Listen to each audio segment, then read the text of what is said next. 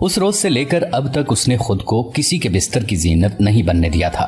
وہ قاسم کی دیوانی تھی، اور یہ ثابت ہو جانے کے بعد بھی کہ قاسم مسلمان جاسوس ہے، اس کی دیوانگی میں کوئی کمی نہیں آئی تھی۔ وہ شب و روز شاہی زندان کی تاریک کال کوٹھڑی سے قاسم کی رہائی کے بارے میں سوچتی رہتی، لیکن وہ کیا کر سکتی تھی؟ وہ ایک معمولی خادمہ تھی۔ اس کے پاس صرف ایک ہی ہتھیار تھا، اور وہ تھی اس کی حسین اور بھرپور جوانی۔ لیکن اپنا دل ایرون کو دینے کے بعد وہ فیصلہ کر چکی تھی کہ اب کبھی اپنے جسم کو آلودہ نہیں ہونے دے گی۔ سونیا نے جب سے ہوش سنبھالا تھا، اس کے سامنے صرف ہوس پرست مرد ہی آئے تھے۔ قاسم کی ملاقات اس کے لیے نیا تجربہ تھی۔ قاسم نے اس کے اندر کی نیک لڑکی کو جھنجھوڑا تو وہ ایک دم سے جیسے بیدار ہو گئی۔ وہ اب تک آیا صوفیہ کے بدبودار راہبوں کا نشانہ بنی رہی تھی، لیکن اب وہ قاسم کے سوا کسی اور کے لیے نہیں جینا چاہتی تھی۔ اس کی انگلی میں قاسم کی پہنائی ہوئی انگوٹھی تھی، جسے ہر وقت وہ اپنے سینے سے لگائی رکھتی۔ آج اپنے خداوند کے حضور گڑ گڑانے کے لیے وہ بھی آیا صوفیہ کے ہال میں داخل ہوئی۔ پورا ہال خوفزدہ شہریوں سے بھرا ہوا تھا، اس عقیدے کی بنا پر کہ آیا صوفیہ کے ہوتے ہوئے قسطنطنیہ کو کوئی فتح نہیں کر سکتا، لوگ جوق در جوق یہاں عبادت کے لیے آنے لگے تھے۔ در حقیقت لوگوں میں صدیوں سے ایک بشارت مشہور چلی آ رہی تھی، جس نے ایک راہب کو الہام کے ذریعے خداوند نے یہ بتایا تھا کہ قسطنطنیہ پر ترکوں کا حملہ ہوگا، اور ترک رومیوں کا تعاقب کرتے کرتے آیا صوفیہ کے اس ستون تک پہنچ جائیں گے جسے شاہ قسطنطین کے نام سے منسوب کیا جاتا تھا۔ لیکن یہیں سے ترکوں کی واپسی اور شکست کا عمل شروع ہوگا۔ آج کل اس بشارت کی وجہ سے آیا صوفیہ میں مذہبی لوگوں کی آمد و رفت بڑھ گئی تھی۔ آج بھی چرچ عبادت گزاروں سے بھرا ہوا تھا۔ سونیا عبادت گاہ کی نشستوں میں سے ایک نشست پر سر جھکا کر بیٹھ گئی۔ اس کا دل چور چور تھا اور اس کی آنکھیں رات بھر رونے کی وجہ سے سوجی ہوئی تھیں۔ سونیا نے اپنے دائیں اور بائیں بیٹھی خواتین کو ایک نظر بھی نہ دیکھا۔ چرچ کا بشپ چبوترے کے ممبر پر کھڑا بآواز بلند مناجات پڑھ رہا تھا، اور تمام حاضرین سر نہواڑے بشپ کی مناجات سن رہے تھے۔ ہر کوئی دل ہی دل میں عثمانی ترکوں کا قہر ٹالنے کے لیے دعائیں مانگ رہا تھا، لیکن سونیا کی آنکھوں سے گرنے والے آنسو صرف ایرون ایرون پکار رہے تھے۔ قاسم کی محبت نے سونیا کی زندگی بدل دی تھی، اس کی کایا پلٹ گئی تھی۔ اب وہ پہلے والی سونیا نہ رہی تھی۔ لوگ سلطان محمد خان کے قہر سے بچاؤ کی دعائیں مانگ رہے تھے، جبکہ سونیا اپنے قاسم کو دیکھنے کے لیے خداوند کے حضور رو رہی تھی۔ وہ قاسم کو ایرون کے نام سے جانتی تھی۔ اسے قاسم ایک نوجوان پادری کے روپ میں ملا تھا اور مسلمان کے روپ میں بچھڑ گیا تھا، لیکن سونیا کے لیے اپنی میٹھی میٹھی یادیں چھوڑ گیا تھا۔ ایرون قاسم کا جعلی نام تھا جو اس نے آیا صوفیہ کا راہب بننے کے لیے اختیار کیا تھا۔ سونیا ایرون کی رہائی کے لیے دعائیں مانگتی رہی۔ اس کے دونوں ہاتھ سامنے کی طرف جڑے ہوئے تھے، اور داہنے ہاتھ کی ایک انگلی میں قاسم کی دی ہوئی انگوٹھی چمک رہی تھی۔ سونیا کے دائیں پہلو میں بیٹھی خاتون کافی دیر سے پھٹی پھٹی آنکھوں کے ساتھ سونیا کی انگلی میں پہنی انگوٹھی کو گھور رہی تھی۔ یہ برٹا تھی، رومیل کی بیوی برٹا، جو ہر اتوار عبادت کے لیے چرچ آیا کرتی تھی۔ اس نے سونیا کو پہلے بھی کئی مرتبہ دیکھا تھا، لیکن آج سونیا کے ہاتھ میں انگوٹھی دیکھ کر دنگ رہ گئی۔ یہ تو وہی انگوٹھی تھی جو اس کے منہ بولے بھائی قاسم بن حشام نے ڈیمونان کی دعوت کے روز اسے دی تھی۔ برٹا کبھی انگوٹھی کو دیکھتی اور کبھی سونیا کی آنکھوں سے گرتے ٹپ ٹپ آنسوں کو۔ برٹا کا سر چکرانے لگا اور اس کا دماغ تیزی سے گھومنے لگا۔ وہ سوچ رہی تھی کہ کیا یہی لڑکی قاسم کی پہلی محبت تھی، جسے حاصل کرنے کے لیے وہ ڈیمونان کے تعاقب میں یہاں آیا تھا۔ برٹا کے دل میں جذبات کی بڑی بڑی موجیں اٹھتی اور بیٹھتی رہیں۔ سونیا بدستور عبادت میں مصروف رہی، لیکن برٹا مارے تجسس کے عبادت نہ کر سکی، اور جب بشپ اعظم نے دعا ختم ہونے کا اعلان کیا تو برٹا نے انتہائی بے صبری کے ساتھ سونیا کی کلائی پکڑ لی۔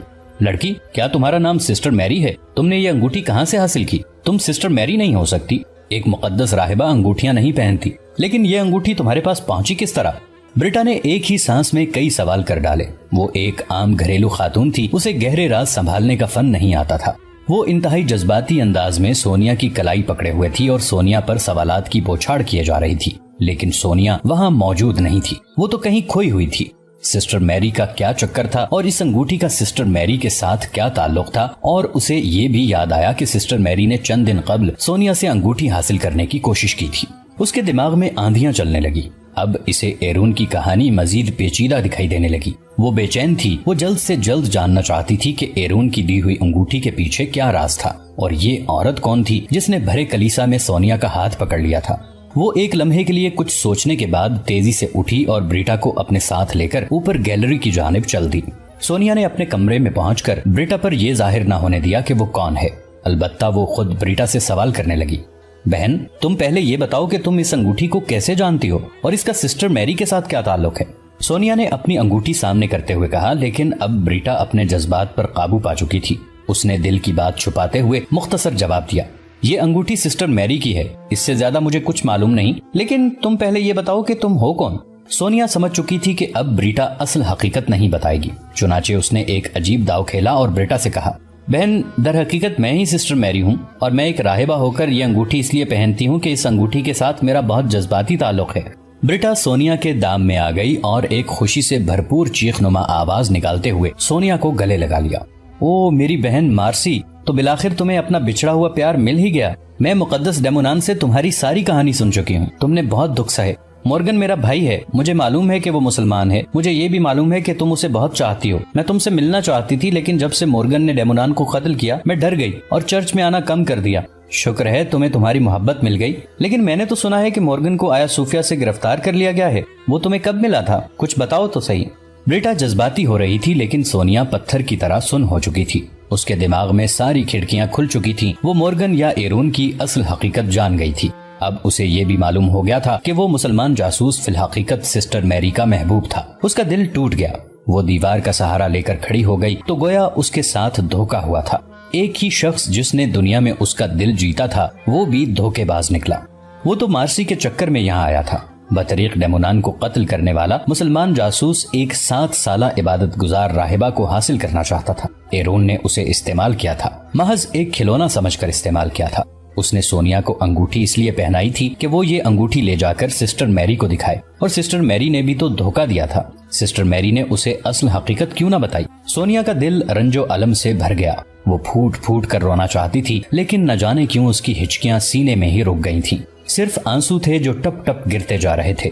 چند روز پہلے یہ آنکھیں شوخ، شریر اور چنچل ہوا کرتی تھیں، اب ان میں صدیوں کی اداسی اتر آئی تھی۔ اس نے ابھی چند روز پہلے ہی تو اپنی گناہ آلود زندگی کو ترک کرنے کا تہیہ کیا تھا، اور یہ تمام تر تبدیلی صرف قاسم کی بدولت وقوع پذیر ہوئی تھی۔ لیکن یہ کیا ماجرا نکلا؟ وہ جس شخص کو اپنا سمجھتی رہی وہ تو کسی اور کا نکلا۔ اس نے جس کو خدا بنایا تھا وہ کسی اور کا پجاری تھا۔ سونیا کے لیے تمام دکھوں سے بڑھ کر یہ صدمہ تھا، وہ بری طرح نڈھال ہو رہی تھی، اور بریٹا اس کے نزدیک کھڑی اس کی لمحہ بلمحہ بدلتی ہوئی حالت پر غور کر رہی تھی۔ اسے حیرت ہو رہی تھی کہ اس لڑکی کو کیا ہونے لگا ہے۔ حقیقت یہ تھی کہ سونیا اب بھی قاسم سے متنفر نہیں ہوئی تھی، وہ دل ہی دل میں اپنی حیثیت پر غور کرنے لگی۔ اجنبی نوجوان جو ایرون بن کر سونیا کی زندگی میں داخل ہوا تھا وہ سسٹر میری جیسی ایک پاک باز خاتون سے محبت کرتا تھا، جبکہ سونیا سسٹر میری کے مقابلے میں خود کو ایک بازاری لڑکی سمجھتی تھی۔ اسے اپنی کم مائیگی کا احساس ہونے لگا۔ دیر تک وہ بریٹا کے ساتھ کوئی بات نہ کر سکی، بالآخر بریٹا خود ہی مخاطب ہوئی۔ کیا بات ہے سسٹر میری، آپ تو پریشان ہونے لگ گئی۔ آپ فکر مند نہ ہو، مورگن مسلمان ہے تو کیا ہوا؟ میں یقین سے کہتی ہوں کہ وہ جب بھی قید سے رہا ہوگا تو سیدھا آپ ہی کے پاس آئے گا۔ میں جانتی ہوں مورگن آپ کے بغیر جینے کا تصور ہی نہیں کر سکتا۔ اس نے مجھے اپنی اور آپ کی مکمل کہانی سنائی ہے۔ سونیا کے لیے مزید کچھ سننا ممکن نہ تھا۔ اس کا سر زور زور سے چکرانے لگا، چہرے کا رنگ فق ہو گیا اور ہونٹ خشک ہونے لگے۔ وہ لڑکھڑاتی ہوئی اپنے بستر پر جا بیٹھی۔ آج اس نے اپنی زندگی کا سب سے زیادہ دکھ بھرا دن دیکھ لیا تھا۔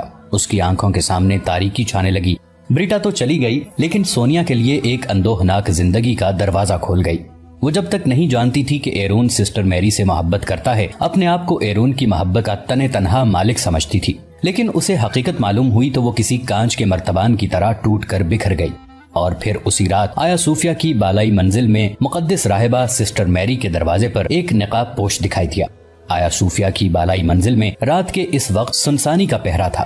فرش پر سوئی گرنے کی آواز بھی سنائی دے سکتی تھی۔ گیلری کی دیواروں میں دائیں بائیں معمول کے مطابق مشعلیں جل رہی تھیں، جن کی تھر تھراتی ہوئی لویں آیا صوفیہ کی بالائی منزل پر بنے مہیب ستونوں کو رقص کرتے ہوئے شیطان کی صورت دکھائی دے رہی تھیں۔ نقاب پوش مارسی کے دروازے پر رک گیا۔ اس نے دائیں ہاتھ کی انگلی سے مارسی کا دروازہ کھٹکھٹایا اور کسی آہٹ کا انتظار کرنے لگا۔ اسے انتظار نہ کرنا پڑا کیونکہ جلد ہی مارسی نے اپنے کمرے کا دروازہ کھول دیا، لیکن اگلے لمحے وہ ایک نقاب پوش کو دیکھ کر بے حد بوکھلا گئی۔ وہ ایک دم سہم کر 2 قدم پیچھے ہٹ گئی۔ وہ پھٹی پھٹی آنکھوں سے نقاب پوش کو دیکھ رہی تھی۔ یہ کون شخص تھا جو آدھی رات کے وقت چہرے کو نقاب سے چھپائے مارسی کے کمرے میں آن ٹپکا تھا؟ اور پھر اگلے لمحے ہی مارسی کے ذہن میں ایک انتہائی زوردار جھماکا ہوا۔ اس کے سامنے قاسم کھڑا تھا، قاسم بن حشام، ادرنا کا قاسم بن حشام، سلطان مراد خان ثانی کا شاہل سراغ رساں، سکندر بیگ جیسے ماہر شمشیر زن کو بھرے اسٹیڈیم میں شکست دینے والا عرب نوجوان جو وادی حجاز کا رہنے والا تھا۔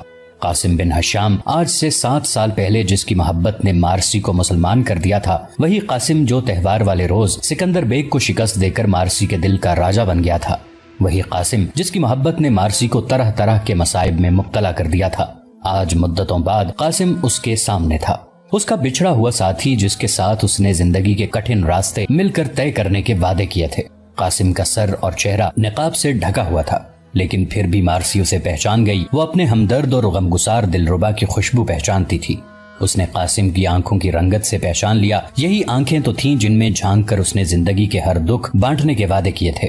مارسی کا جسم سن ہو چکا تھا اور اس کا شعور سکتے کے عالم میں تھا۔ اس کے ہونٹ کھلے تھے اور داہنا ہاتھ استعجاب بھرے انداز میں اٹھا ہوا تھا۔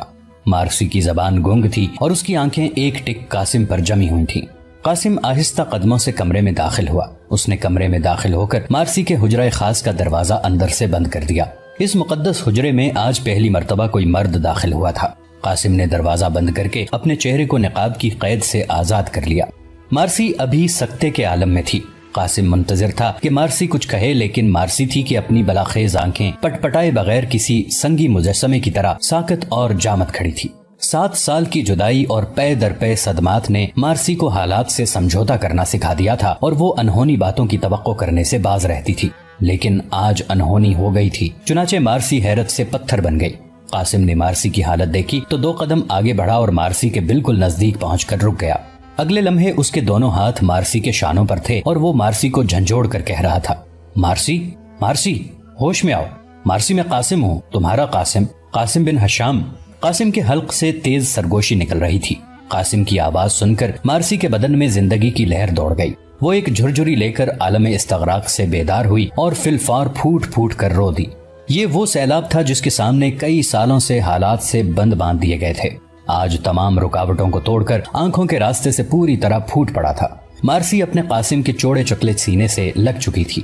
پھوٹ پھوٹ کر رونے سے اس کا پورا بدن بید مجنوں کی شاخ بن کر لرز رہا تھا۔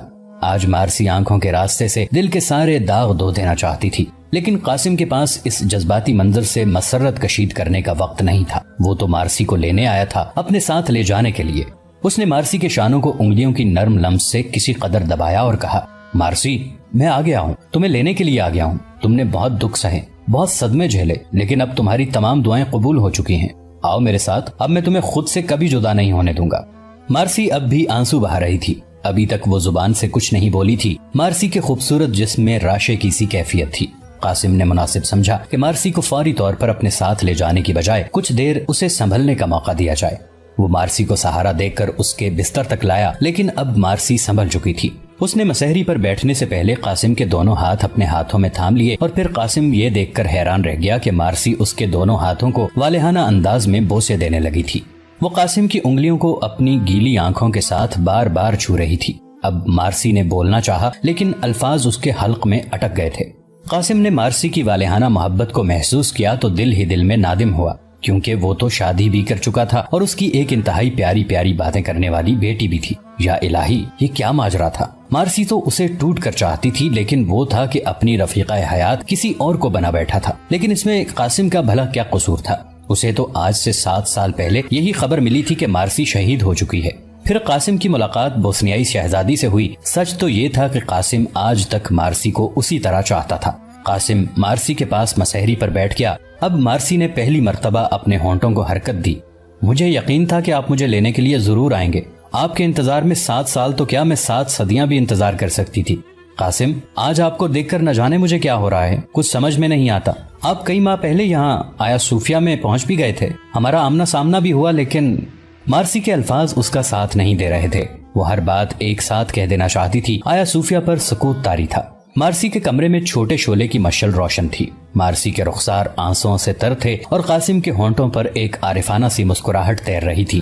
اس نے مارسی سے کہا، مارسی، اب بھول جاؤ، جو وقت گزر گیا اسے یاد کر کے رونا لا حاصل ہے۔ میں آ گیا ہوں، میں تمہیں لینے کے لیے آیا ہوں۔ مجھے معلوم ہے تم نے بہت دکھ اٹھائے، ابھی ہمیں بہت سی باتیں کرنی ہیں، ایک دوسرے کو بہت کچھ بتانا ہے اور بہت کچھ سنانا ہے، لیکن یہ باتیں یہاں نہیں ہو سکتی۔ شاگال ہمارا دشمن ہے، وہ میرے پیچھے ہاتھ دھو کر پڑ چکا ہے، اس لیے مناسب یہی ہے کہ ہم یہاں سے فی الفور نکل جائیں۔ لیکن مارسی تو قاسم کی خوشبو میں مست تھی۔ اسے اپنی آنکھوں اور اپنے کانوں پر یقین نہیں آ رہا تھا۔ وہ گھڑی گھڑی عہد رفتہ کی یادوں میں کھوتی جاتی۔ قاسم کو اپنے قریب بیٹھے دیکھ کر اسے سب کچھ بھول گیا۔ وہ بار بار جذباتی ہو جاتی اور قاسم کے ہاتھوں کو اپنے ہاتھوں میں لے کر رونے لگتی۔ اس نے سسکیاں لیتے ہوئے کہا، قاسم، اب میں آپ سے جدا نہیں ہونا چاہتی. میں نے 7 سال سولی پر لٹک کر کاٹے ہیں. سکندر بیگ کی ہوس پرستانہ دست درازی سے بچنے کے لیے مجھے راہبہ بننا پڑا اور 7 سال تک بند کمرے میں چھپ کر نمازیں پڑھتی رہی. قاسم، میں مسلمان ہوں، میں اب بھی مسلمان ہوں. اور پھر مارسی پھوٹ پھوٹ کر رونے لگی. مارسی کا دل جذبات کی شدت سے لبریز تھا. وہ قاسم کے کندھے پر سر رکھ کر ہچکیاں لے رہی تھی. اس عرصے میں نہ جانے کیا سے کیا ہو گیا تھا. دنیا بدل گئی تھی. سلطان مراد خان ثانی فوت ہو گیا تھا. قاسم کے والدین اور بھابھی اب اس دنیا میں نہیں تھے. بوسنیائی شہزادی قاسم کی بیوی تھی اور مارسی گزشتہ 7 سال سے بظاہر عیسائی راہبہ بن کر در حقیقت شب و روز اسلامی عبادات میں مصروف رہی تھی.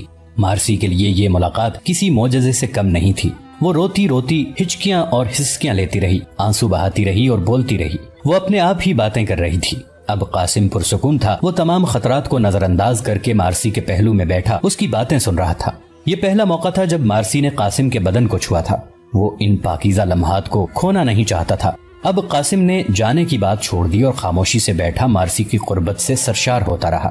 مارسی بول رہی تھی لیکن اس کے آنسو ابھی تک جاری تھے. وہ قاسم کو بتا رہی تھی، ابو جعفر مجھے زخمی حالت میں ادرنا سے لے کر البانیہ پہنچ گیا. البانیہ کے شاہی محل میں سکندر بیگ ہمارا منتظر تھا. پہل سکندر بیگ میرے ساتھ بہت شائستگی سے پیش آیا. میرے زخموں کا مناسب علاج کیا گیا. مجھے اعلیٰ سے اعلیٰ سہولت مہیا کی گئی. لیکن میں جانتی تھی کہ سکندر بیگ یہ سب کچھ مجھے حاصل کرنے کے لیے کر رہا ہے. وہ مجھے بچپن سے چاہتا تھا لیکن میں اس کی مکروہ صورت دیکھنے کو تیار نہیں تھی. ابو جعفر مجھے اغوا کر کے سکندر بیگ کی خدمت میں اسی لیے لایا تھا. وہ مجھے سکندر بیگ کے حوالے کرنا چاہتا تھا. میں نے بیماری کے دنوں میں بھی اندازہ کر لیا تھا کہ سکندر بیگ مجھے صحت یاب ہونے کے بعد ضرور حاصل کر لے گا، چاہے اسے زبردستی ہی کیوں نہ کرنی پڑے. میرے زخم اچھے ہونے لگے لیکن میں دن رات یہی سوچتی رہی کہ میں خود کو سکندر بیگ کی دست برد سے کیسے بچا سکتی ہوں. اور پھر بالآخر ایک روز میرے ذہن میں ایک عجیب خیال آیا. میں نے ابو جعفر کو بلوایا اور اسے یہ بتایا کہ میں راہبہ بننا چاہتی ہوں، دین عیسوی کی خادمہ بننا چاہتی ہوں. ابو جعفر کے لیے یہ خبر چونکا دینے والی تھی. میرا حربہ کامیاب رہا. ایک راہبہ کو تو کوئی بھی بادشاہ حاصل نہیں کر سکتا تھا. چنانچہ اپنی آبرو اور اپنی امانت کو ہمیشہ کے لیے محفوظ رکھنے کا میرے پاس یہی ایک طریقہ تھا کہ میں راہبہ بن جاؤں. ابو جعفر جو در حقیقت بطریق ڈیمونان تھا میرے اس فیصلے سے بہت مسرور ہوا. لیکن سکندر بیگ کے لیے میرا یہ فیصلہ کسی صورت قابل قبول نہیں تھا.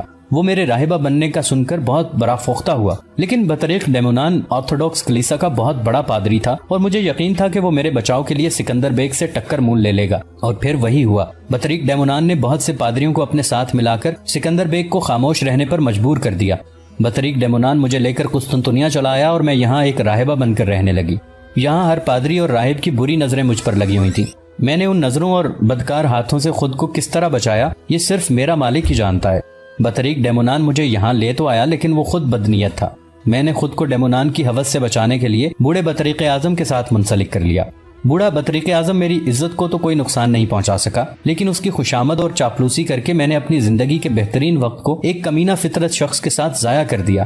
آیا صوفیہ میں ہر شخص میرے حسن کا شکاری تھا. میں نے آپ کی امانت کو محفوظ رکھنے کے لیے کیا کچھ نہیں کیا اس کا اندازہ آپ نہیں لگا سکتے. میں اس عرصے میں اللہ تعالیٰ سے صرف ایک ہی دعا کرتی رہی کہ وہ آپ کو مجھ سے ملا دے. آج اتنے طویل عرصے بعد میری یہ دعا قبول ہوئی.